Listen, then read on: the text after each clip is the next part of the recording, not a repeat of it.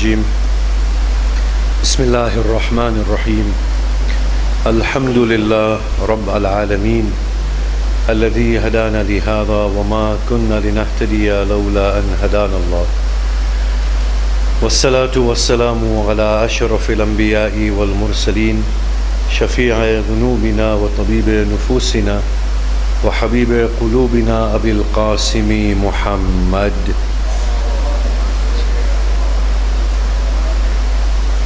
وآله الطيبين الطاهرين المعصومين المظلومين وأصحابه المنتجبين بسم الله الرحمن الرحيم رب اشرح لي صدري ويسر لي أمري واحلل عقدة من لساني يفقه قولي أما بعد السلام عليكم جميعا ورحمة الله وبركاته بسم الله الرحمن الرحيم.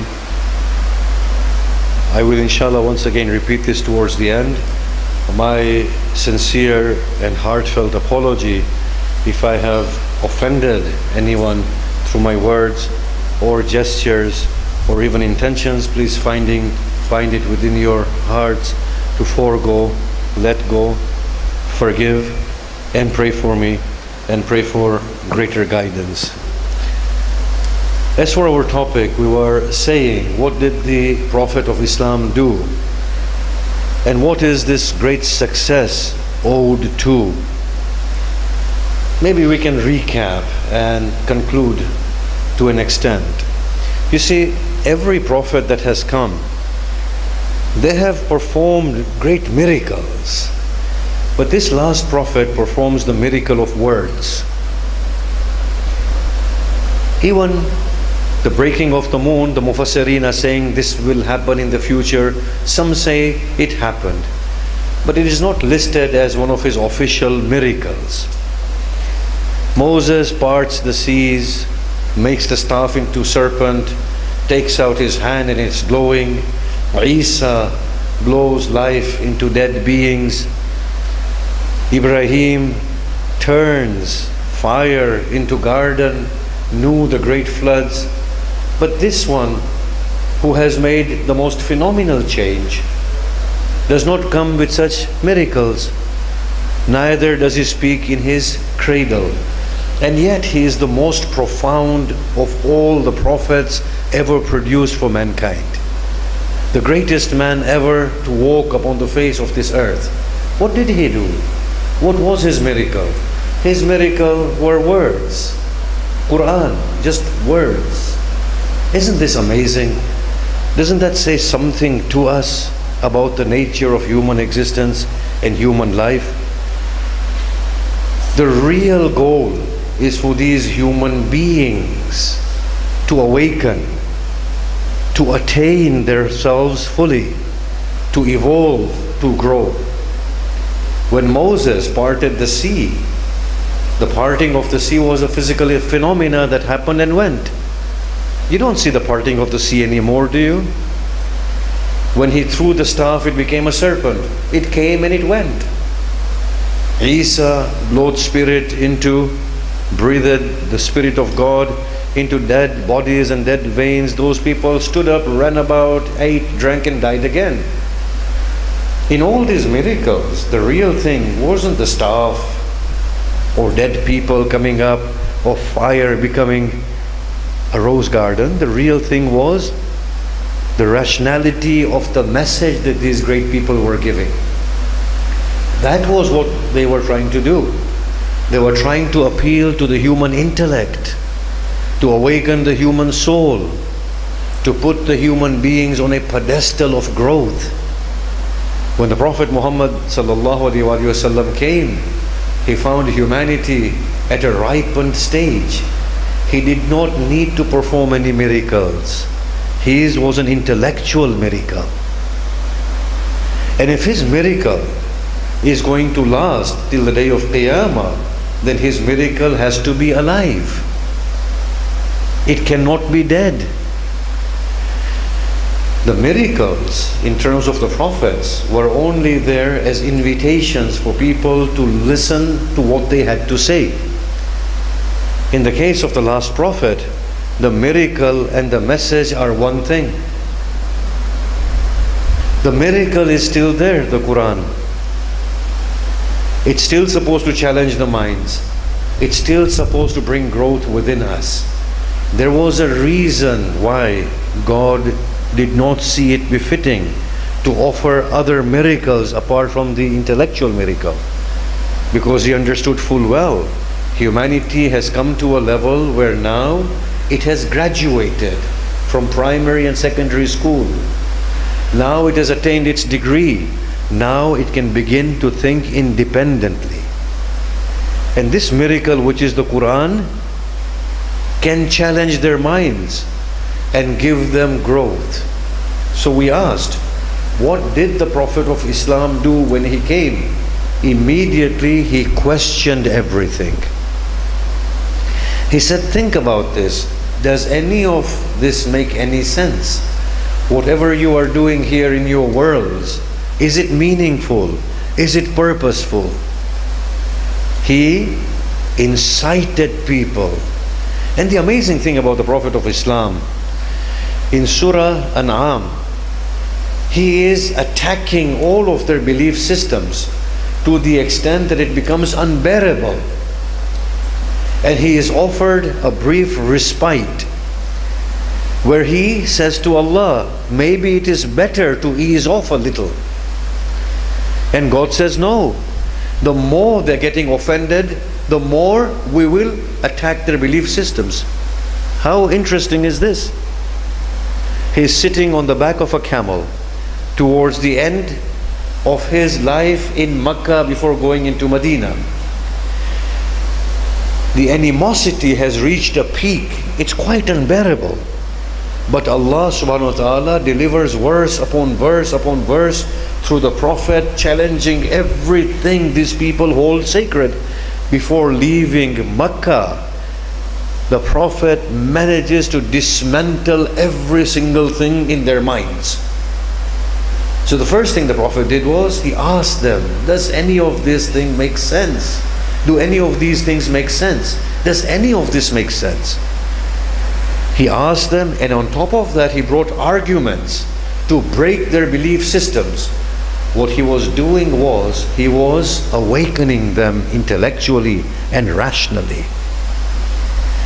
Then he said, the only message you should accept is one that makes sense to you.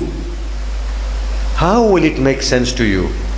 It has to be in sync with your nature, with your human condition, with the level of your existence. So when he delivered those verses that the people of Medina heard, the people of Medina did not hear the name Allah in those verses, nor the name Quran, nor the name Muhammad. They only heard those verses that carried human values and social values. He said to them, do not kill your children. We will sustain them. He said to them, when you transact, do not cheat people. He said to them, when you make pledges, fulfill them. He said to them, do not commit adultery. It is a gross indecency. He delivers 10 verses. The people of Medina say, this makes sense what he is saying. These are the things that are driving our community to its destruction. If we were to adopt whatever he is saying, we would become a righteous community once again. He challenges their minds and he gives them something in return that their intuition and their minds accept. Then he says, look, you have a great purpose in this world of yours. You are all connected. Your destinies are intertwined. You have to grow. The only growth process is the one of self-liberation. You have to grow. You have to achieve your potential. You have to grow from within. You have to grow intellectually. Within no time whatsoever, nomadic type of people are ruling the great waves. Within no time whatsoever, illiterate people are educated. In 23 years of time, people who worship gods are breaking every god. People who were bestial have become fine moral agents in 23 years. He instills within their souls a sense of purposeful existence. He places Allah at the helm of their existence, at the centers of their universes, and says Allah marks the utmost point of completion. Nothing can restrain you. And he formulates his belief system, La ilaha. There is no God. You are unrestricted beings. Nothing can restrain you. God speaks through your nature. God cries out through you. God cannot be restrained. You cannot be restrained. Go forth. If you can escape the limits of this earth, then the heavens are yours. Take it all. It's all yours. The angels are in prostration before you. You are the bearer of the Spirit of Allah. Do not look to the earth. The earth kisses your feet. Do not yearn the kingdom of Sulaiman. You are worthy of a kingdom far superior to the one Sulaiman had. He unleashes them. He says, La ilaha. There is no God. Illa Allah. Save Allah, the one that you are going to reach, who has no limits. When you own the whole universe, then cry out, Allah, here I am. It is better that you do not fall in worship to Him through your insecurities, but arrive at the pedestal of utmost confidence and then say, you are my Allah. For that is most befitting. You are not supposed to be frightened children and insecure. You're supposed to be confident people. In that confidence proclaim your Lord, in which He takes pride in you. In order to arrive at this, He gives a beautiful Islam. It is minimalistic, which allows human improvisation. It allows human experiment. It allows benefit from human experience. It is flexible. It is growth promoting. It's based on principles. It unleashes them in accordance with the nature of humanity. Look at the glorious beings He is creating out of those who were beast-like only till yesterday. This was His Islam. And He put all of these things inside His Islam. And He showed it in His own lifetime. When the Persians came to Him, I heard this from Sheikh Hussain Murtaza, because I know if I put his name in there, people will not ask me for references afterwards. That Persians came, and if you don't get my sarcasm, then honestly I haven't achieved anything in the last 10 days. As the verse says, وَإِن لَمْ تَفْعَلْ فَمَا بَلَّغْتَ رِسَالَتَهُ. Can we read a salawat, please?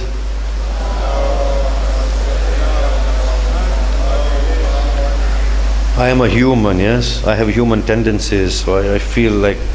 And if you smile at my jokes, I finish quickly, by the way. And if you don't, then I carry on.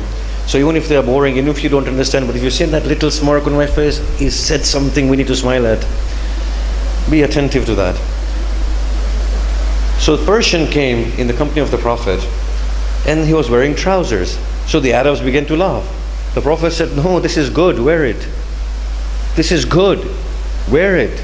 It's more dignified. Obviously the Arabs did not wear trousers back in the day. It was a later development and an import from Persia, according to Maulana Murtaza Hussain. So you can ask him. Similarly, somebody asked me for the reference. I read it myself. It's in one of our Sunni books.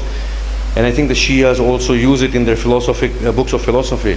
That somebody said to him that, well, no, in Greece, we have Aristotle and Plato. He said they are prophets of God, learn from them. In his lifetime, he showed these things. He consulted people. His Quran is saying, وَشَاوِرْهُمْ فِي الْأَمْرِ. Seek consultation with them, O Muhammad. In his Quran, he shows that he took a decision in the Battle of Uhud to remain in Medina, but the overwhelming majority was against him. So he said, despite being a prophet, despite wahi coming upon me, I will concede and I will come with you. He showed these things. that no, there is no such thing as an infallible decision within the human community. You will not always have a prophet. You in your human capacity will need to deal with things. He showed all these beautiful things. He created cultures upon cultures until he gave a most universal understanding to human beings. This is a summary of the past that we have discussed. Now, going on from there, me and you today, how do we go on? What is the future? What is our outlook? What is the vision? Where do we want to arrive at? Where do we want to reach? Let us talk on two things today: fallibility and collective convergence of the collective intellect. These are the two things we want to talk about today: the principle of fallibility and convergence of the collective intellect. Now, before we go into that, the Mahdi who has been promised, I want to analyze him in the light of what the Prophet has done. The Mahdi is the culminating glory of the message that the Prophet initiated. So Mahdi, if he's the culminating glory of whatever the Prophet initiated, then the Mahdi has to be directly in line with whatever the Prophet did. So Mahdi is the end of the prophetic mission. Would you agree? Let's make this easier.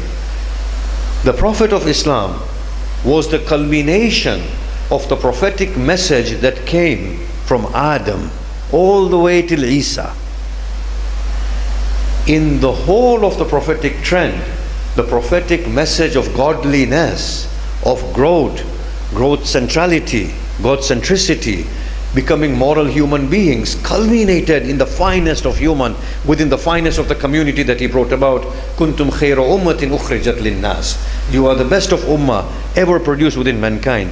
So Rasulullah is a point of glorious completion for the prophetic trend from Adam till the end. Is he or is he not? The Prophet did not undo anything that the past prophets did.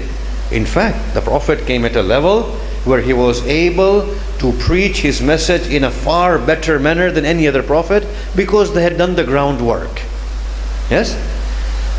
He did not destroy his people like Noah, never did he curse. He converted the whole community, didn't he? So the goodness started by Adam was seen in its most glorious sense within Muhammad Rasulullah sallallahu alaihi wasallam. Agreed? So if Mahdi salamullah alayhi is a continuation of the trend initiated by the Prophet, then what ought Mahdi to be? The glorious height envisaged by Muhammad Rasulullah for the human existence and human completion. So the future is bright. The future is good. The future is hopeful, and it instills optimism within us. Would you agree? The human community has been growing. Mahdi would have to come at a level where the human community is ripened in its God centricity, in its morality. The hadith states that when Mahdi comes, according to one school, he is in occultation. According to another school, he will take birth. Whatever the case, the hadith states that when Mahdi comes, he will not come to make you pray, fast, do Hajj. You will already be doing all those things. What he will do will be that he will stretch his hand, place it on your heads, and drive your intellects to their completion. This is what Mahdi will do. When Mahdi comes, the hadith tells us, he will retrieve the original Injil, Zabur and Torah, rule upon the people of Injil with their Injil, upon the people of Zabur with their Zabur, upon the people of Torah with their Torah, upon the people of Quran with their Quran. It will be a glorious state of human existence, harmonious coexistence, where differences add to the collective growth. Not that the differences will tear the community apart. This is what is said about Mahdi. When he comes, the heavens will bestow upon you generously. The earth shall open up and give its treasures to you. This will be the glorious era of Al-Mahdi. It's a very positive outlook, and we are growing towards this. The negativity about Al-Mahdi that is letting us down at this moment is not due to the concept of Mahdi. It is due to our inability to understand him accurately. Quran, as we said, liberated the people of the Prophet who were beast-like and made them into finest human beings. Today's Quran takes finest human beings and makes them beast-like. The ISIS that we see. The Quran of yesterday unshackled the people, broke their shackles, lifted their burdens, unleashed their potential, united divided people, brought peace to warring communities. Today's Quran disunites the Muslim community, brings war to the same ummah. Instead of optimism, fills them with pessimism. Instead of hope in God, drives them into hell. Instead of a message which is God-centric, in which you become godly human, it makes us demonic. The problem is not with the Quran. The problem is not with Mahdi. The problem is with me and you. The way in which we are understanding all of these things. The same thing we've done to the Quran, we do to Mahdi. When Mahdi comes, it will be so bleak, he will come and kill everybody. But his grandfather came to the worst of mankind and made them into the best of mankind. You are telling me that the crown, the jewel in the crown of Muhammad sallallahu alaihi wasallam will come and do the opposite? Seriously? Is that what a man of God does? Comes and unleashes his sword and kills everybody? Really? Are you telling me that humanity that has become so moral today, us as humanity, not as Muslims, we subscribe to human rights, don't we? Beyond religious discrimination. We are becoming more and more moral. How will this humanity start to regress morally? Can moral individuals become immoral after becoming moral beyond religion? It is highly inconsistent. Our Mahdi is inconsistent with the principles of existence. He is an outlook which is a pessimistic outlook, hopeless outlook, in which people remain in the shackles of insecurity. When Mahdi comes, he will liberate the world. Oh fools, why are you here? If he was going to do that, why are you existing in the first place? Only to make this worse, a place more evil? Does it even register in your minds? Allah creates one human being who is more supreme in the whole of this universe put together, and Allah rejoices in killing 7 billion people and putting them in hell? Will a mother want her children to fail and go to hell? If a mother does not want that, are you telling me my God, who is the mother of all mothers, wants his creatures to go in the pits of hell? مَا لَكُمْ كَيْفَ تَحْكُمُونَ. What is with the Muslims? How are they thinking? What has gone wrong with their brains? Seriously? It is better that Mahdi comes now and kills 7 billion as opposed to waiting when they become 14 billion and kills 14 billion. Isn't it better for Allah to put 7 billion in hell than to wait and make them 14 billion and put 14 billion into hell? What sort of God is this that one we are worshipping? Look at how skewed up our minds are. We have rendered Mahdi useless. Mahdi is supposed to be a growth promoting factor within humanity. Look at any religion, look at any tradition. At the core of it, which we call in their eschatology, in their end, they all have salvation. The Jews believe in Mahdi, the Christians believe in the Messiah, the Muslims believe in Mahdi, the Marxists believe in the end state, in an eschatology which is quite messianic and beautiful. The Hindus believe in the same one, the Buddhists believe in the same one. At the core of humanity is this optimism. is this hope within humanity, that humanity will evolve, will arrive at a pedestal where humanity is worthy of being called humanity. This is what Mahdi was supposed to promote. But as we have rendered our Quran into something that you recite in Ramadan and nothing else of it, that is the same thing we've done to our Mahdi. This great man will not kill. His job will be to give life. He will only defend himself. He will only defend himself and defend the righteous. Have you not seen the hadith that the majority of the followers of Mahdi in one region will be the Christians? They will all say, yes, he is the right one. And they will follow him. That doesn't mean they will become Muslims. They might remain Christians. He's not concerned about their Christianity. He will rule upon them as Christians. So Mahdi is a very positive factor within the Muslim community introduced by the Prophet. It is God promoting, full of optimism. Go out, reach it, attain it. Now with that understood, what do me and you do now that he is not here? Before I go there, I just want to ask you one thing.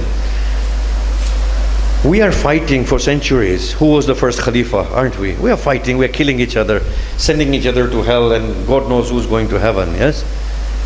I ask you, okay, hypothetically, the whole of the Ummah concurs that Imam Ali is the first Khalifa. Okay? Done? After Imam Hussain, why did the community split up as to who was the fourth Imam? Tell me.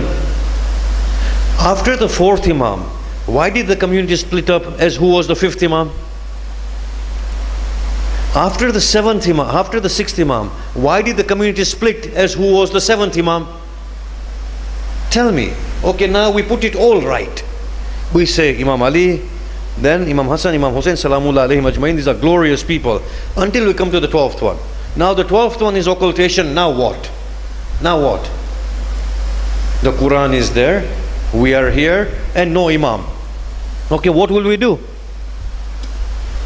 Are the challenges stopping? Have we stopped growing? So what now? I always say this to my audience, that the greatest favor upon the community is that the Imam has gone into hiding or occultation. Do you know why? Because when the father holds the finger of the child never learns how to walk. And the end goal is not to spoon feed the child. The end goal is that the child grows up into a fine young man who is capable of handling the father's affairs. That is the end goal. The end goal is not that there's always a prophet and always an Imam telling them what you're doing wrong and what you're doing right. The end goal is that these children grow up. Why do you think we are placed on this earth? That somebody comes and dictates to us day and night what is right, what is wrong, what is this, what is that?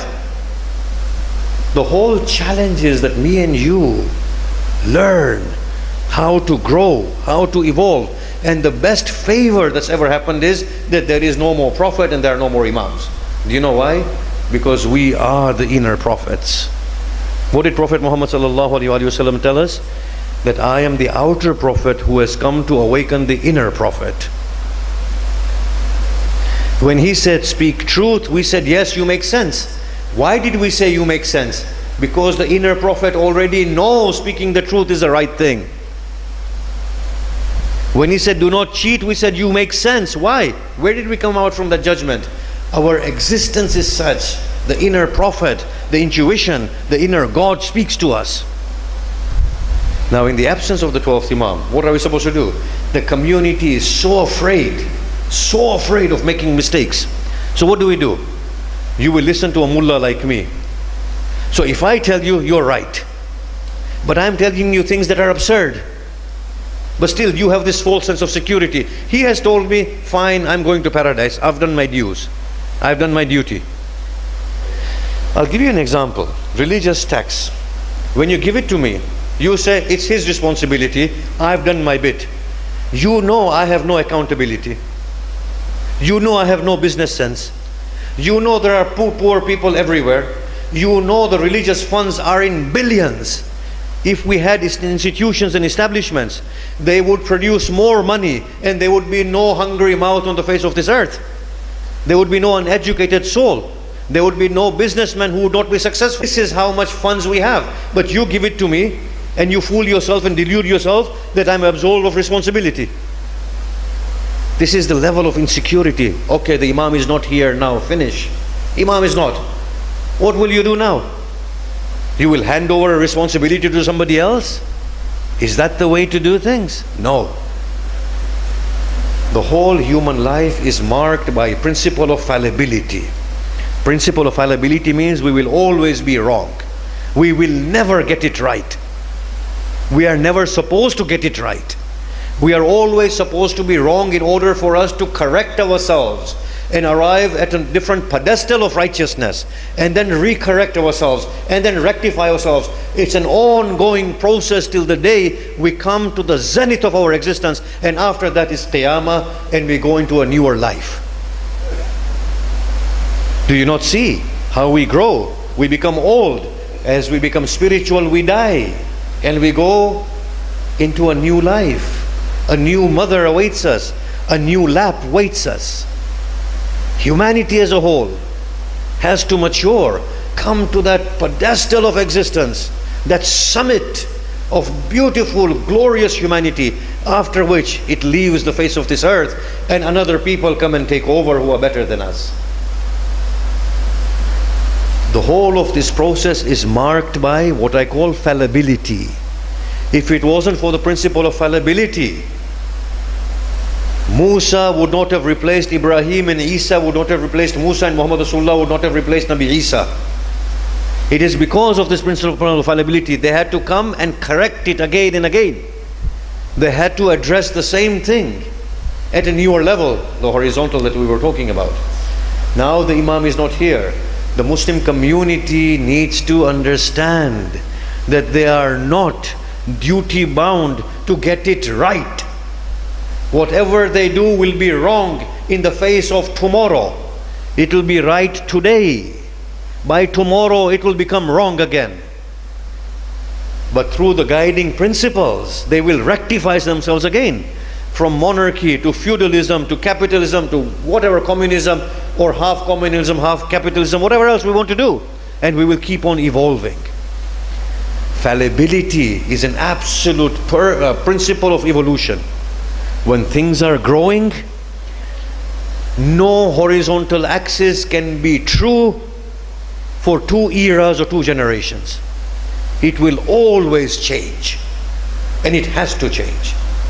And this is something we need to understand. We need to take the reins of our destiny in our own hands, and through the beautiful teachings of the Prophet and the Quran, promote growth. Now, in the absence of the Prophet, who received from Jibreel, in the absence of the Imam, who has an accurate understanding of the principles of the Prophet and who can accurately modify, what do? Should we ask one person, what am I supposed to do? Are you actually telling me that one feeble human mind can occupy the seat of the Prophet? Really? Think about it. It's not possible. The charm of humanity is that all of us have something to offer. The only way forward is, and I'm going to talk about this very briefly, and if at some other point we get the chance, we will talk about it at length, is the collective human intellect converging together.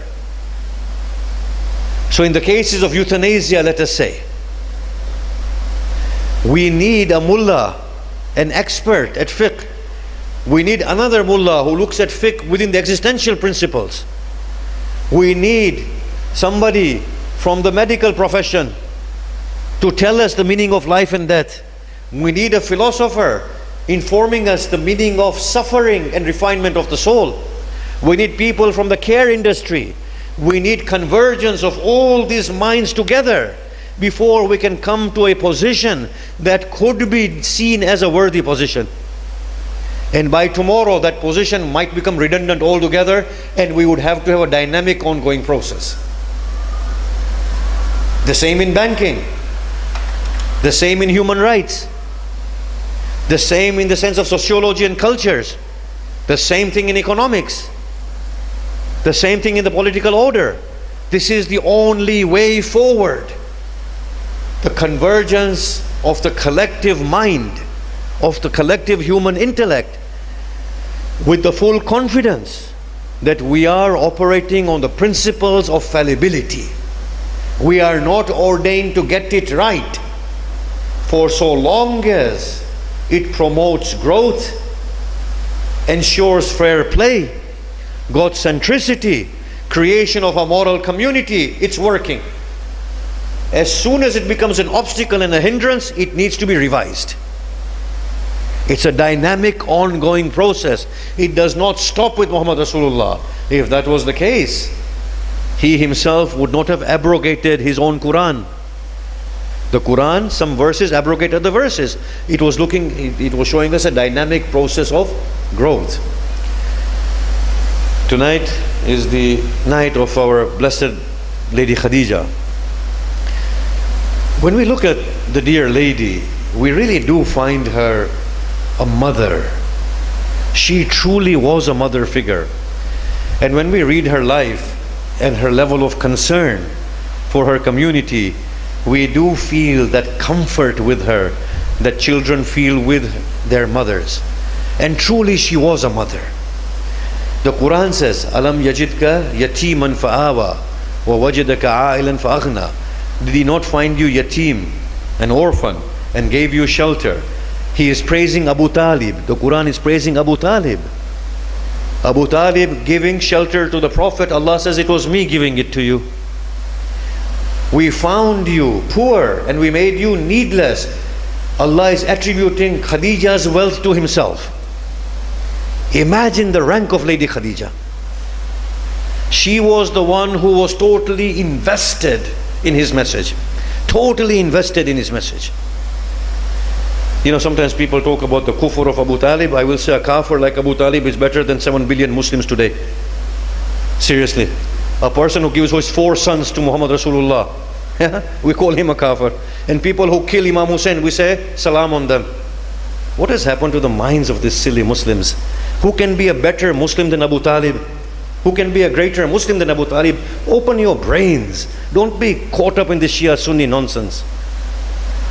Lady Aisha narrates.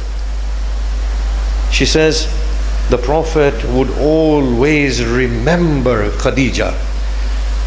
Lady Aisha was young and very beautiful, by the way. May Allah bless her. And very educated. So she looked at the Prophet and she said, "O Messenger, hasn't Allah given you one better than her?" She said that his color of his face changed. And I observed rage on him. As I observed rage on his face, I fell at his feet. I seek refuge in Allah from your rage, O Messenger. Lady Aisha, Bibi Aisha says, after that, no matter how jealous I felt, I never ever talked about Lady Khadija. It was natural in her humanity. She was young and maybe she felt that the Prophet should not be talking about his other wives so excessively. Yes? But this is the level of devotion that Muhammad Rasulullah had for Khadija. Now as we go a few words into Lady Khadija, the Prophet himself was a human. Allah says to the Prophet often in the Quran, let your heart not be constricted. It shows he used to feel this constriction that, oh Lord, what will happen? La yuhzunuk. Let it not grieve you, O Muhammad, I know what I'm doing. Innaka la minal mursaleen. Indeed, you are a messenger. The Prophet went through those human sentiments according to the Quran. According to the Quran, in his human capacity, he encountered these human challenges. And the Quran again and again comforts him. Do not feel this constriction of heart. Do not doubt you are the Prophet. La ta'ajal bihi. لا تحرك به لسانك لتعجل به. Oh Muhammad, do not make haste in delivering this Quran. Don't worry, I will preserve it. You don't need to worry that you will forget it. In Surah Qiyamah, there is this Khadija who said to Rasulullah, I fully believe you are the messenger. I will stand by you. She was the pillar of his existence. He would come home brutally wounded. She would nurse his wound, tend to his wounds, and she would say, "Oh messenger, I have full confidence in you that you are the messenger, and I will support you." And she gave him that courage and strength to go forth in the way of Allah subhanahu wa ta'ala. This was the vital role that Khadija salamullah alayha has played in the role of Muhammad Rasulullah. Now, when in Shaykh Abu Talib the early Muslims were confined, Khadija is known as one of the Empress of Arabia, in fact the Empress of Arabia, in accordance with her possession, the wealth that she had. For the years in which they were confined in that place with the economical boycott, the Prophet did not feel any hesitation in taking the wealth of Lady Khadija and spending it on the Muslim community. The lady was the empress in terms of being a business tycoon of Arabia. I'm going to end with this. The year in which she dies and Abu Talib salamullah alayhi die, the Prophet said this is Amul Huzn, the year of intense grief, in honor of Lady Khadija and Abu Talib. But these are my concluding sentences. When this great lady breathes her last, the Empress, Muhammad Rasulullah, does not find enough money from the wealth of Khadija left to buy her a shroud. This is how much this mother gave to Islam. So I will say to me and you, O children of Lady Khadija, we owe our existence and our existence in Islam to this divine lady. May Allah salute her and bless her till the day of Qiyamah. Ameen Ya Rabbal Alameen.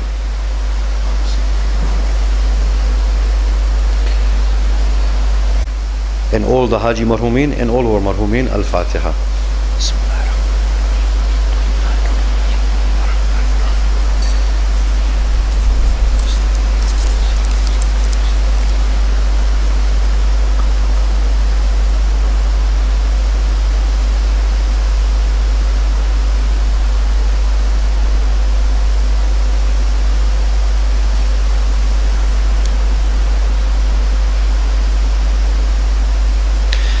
This question is asking about the status of veil and hijab in Islam.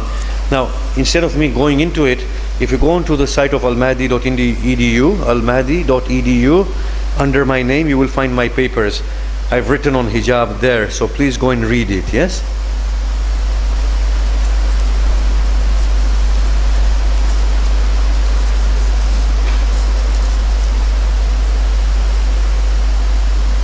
Why is fasting considered haram on 10th of Muharram? Jazakallah. Now, obviously there are several views. One is that before Islam, 10th of Muharram used to be a day for fasting for all. Yes?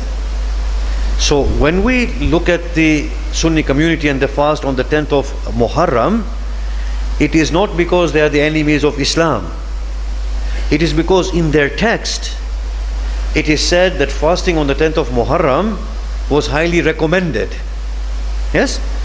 Now, what happened was after the Shahada of Imam Hussain salamullah alayhi, the Bani Umayyah made the 10th of Muharram a day of celebration through the fast. And that fast became counterproductive in terms of exporting the message of Hussain. So Bani Umayyah deliberately used the fast of the 10th of Muharram to turn the whole occasion into a festive occasion. And that's why this is the horizontal axis. The Imams observing this, they said, look, do not fast on the 10th of Muharram, henceforth. It's not mustahab to fast because it's become counterproductive. Instead, remain hungry, but do not fast.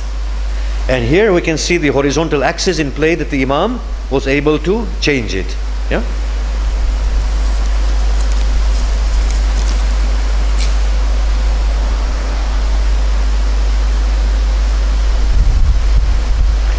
We all know that Hindus are mushriks because they do shirk. So it is unlawful to eat or drink with them. But in modern time, if we see any of our Muslim brother eating or drinking with Hindus, and we something them, we are then called old-fashioned, backward people by the so-called modern generation of Muslims. Please clarify. Then listen carefully, inshallah. Do we all know that Hindus are mushrik, and do we think that it is unlawful to eat and drink with them? Do we really think this? I think this is an assumption. Yes? We say Christians are mushrik, don't we? With the Trinity. The Christians don't call themselves mushrik, and the Quran does not address the Christians as mushrik. The Quran addresses them as Ya Ahl al-Kitab, or Kullin Nasara wal Yahud. Calls them Nasara, doesn't call them mushrik. Yes? Some groups, it does say you're doing shirk by this statement of yours. In other groups, it doesn't, the Quran. Now, you will find within a Hindu religion, Allah, a big spread. Some of them are fine monotheistic people. They don't need statues or avatars or anything. They go directly with God. There are other versions in which they do submit in front of deities, which is, I feel, with all due respect, and may my Hindu brothers and sisters forgive me for this, I do feel that they need to think into this more carefully. These superstitious belief systems are letting them down, and it is verging on shirk as well. Yes? But they tell you, look, we're not doing shirk. These are not Allah or God. These are representations of God. I will say, even then, Allah, it's distracting you from Allah. So now, the Wahhabis say that the Sunnis and the Shias are mushrik because they go to the shrine. But the Shias and the Sunnis, they say, we are not mushrik. We go to the shrines, but we don't worship the shrine. Yes? Then somebody will say, you do sajda on the turba, you're doing shirk. They say, no, we're doing sajda not to the turba, on the turba. Right? So the same arguments are available on the other side. If you people have the heart, then listen to me. My Hindu friends came to me and they said, your practice of alam and our practice of devotion, please tell me what's the difference between the two. I said, we don't worship the alam. They said, we don't worship the idol. I said, let us leave this discussion here. Yes? Let me think about it. Let Allah enlighten our hearts then. So what I'm saying is, look, it is very unfair and it is dangerous for us to make such assumptions that Hindus are mushrik. Say, possibly there are some Hindus who might in their naivety be mushriks by thinking that there are other than Allah who are responsible for the organization of the universe. This is what the Meccans used to do. The Meccans said there is only one Allah, but apart from one Allah, there are other lords that bring about rain and famine and growth of vegetables and so on and so forth. Allah says this is shirk. There can't be any other Lord apart from one God. He is one God and He is one Lord. So we can say, yes, Hindus without wanting to may be committing shirk. So we can say that much, yes? But that through with utmost humility. With utmost humility to say, look, I speculate that that might be the case there. But with utmost humility, sympathy and care, because they are our brothers.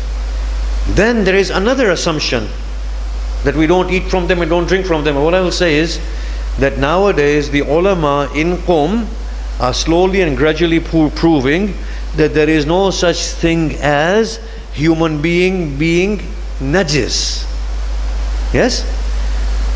More and more as the generation changes, more and more ulama will come. There is no evidence, by the way, that anybody is impure. There is. We just had a workshop in Birmingham. all the ayatullahs are they're all confirmed. There's no such thing as a human being najis. Once we say, okay, we're not going to deal with that assumption, then eating and drinking becomes fine, so long as you're not drinking alcohol and eating pork or non-slaughtered meat. So my dear brother, what you have written here, or sister, it is a set of assumptions. Yes, we need to clarify them fully.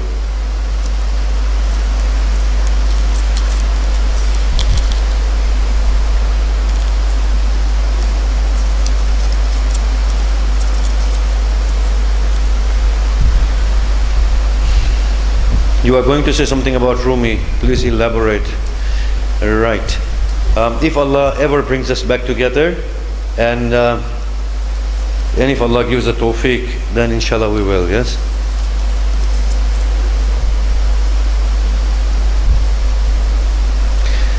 Zakat and Khum distribution. Please come and see me after this talk. Yes.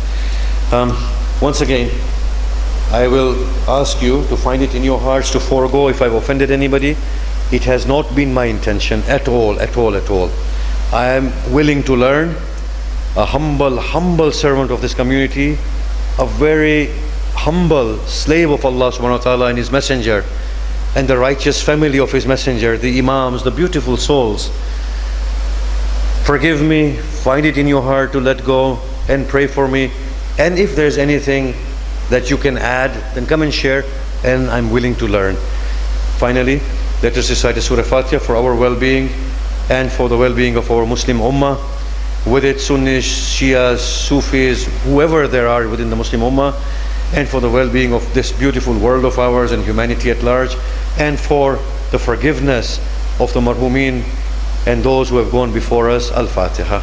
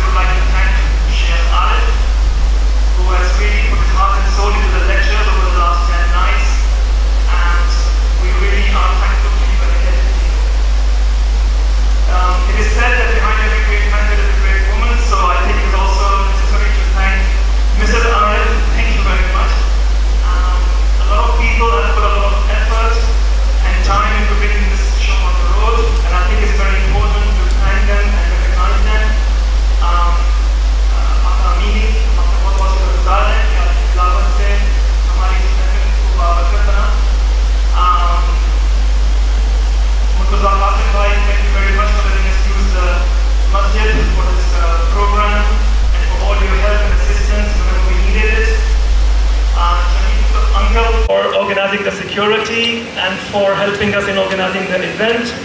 Your organizational skills and experience is really a very big bonus for us. Ali Raza Sharif Bhai, thank you very much. You have given a lot of time and effort. We really thank you. Ali Nakitaki Bhai, thank you very much. Also thank you for reciting so beautifully the ziyarat every evening. Hasnain Premji for organizing the niyaz. Thank you very much. The scouts, the guards, the security, the volunteers, the workers of the masjid, we want to thank you all for your help.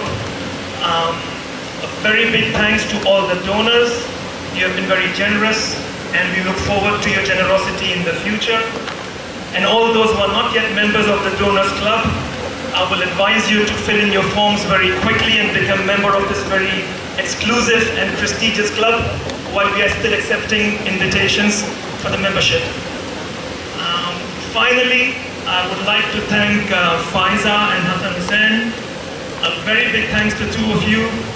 You have accommodated the Sheikh, you have looked after him, you have arranged for his transport. I know your whole routine life has been overshadowed by this event for the past 10 days, and we really appreciate what you have done.